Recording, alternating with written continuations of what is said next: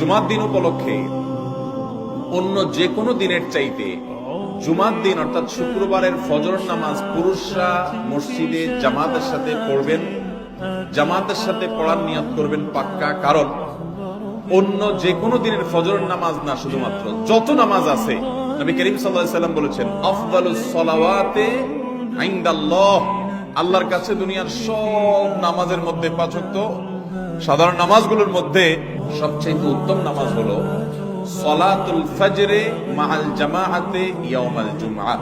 জুমার দিন ফজরের নামাজ জামাতের সাথে আদায় করা হলো যত নামাজ আছে এর মধ্যে সবচেয়ে শ্রেষ্ঠ নামাজ।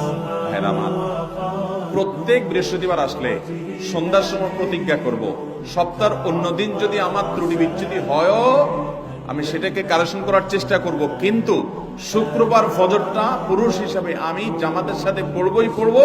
তার জন্য রাতে আগে আগে শোবো, ডাবল ট্রিপল অ্যালার্ম দিয়ে শোবো, অন্য নামাজি বন্ধুকে বলবো ফোন দিয়ে ডেকে দিবি, একে অন্যের সহযোগিতা করব, কিন্তু ফজরের নামাজ জুমার দিন ছাড়বো না ইনশাআল্লাহ।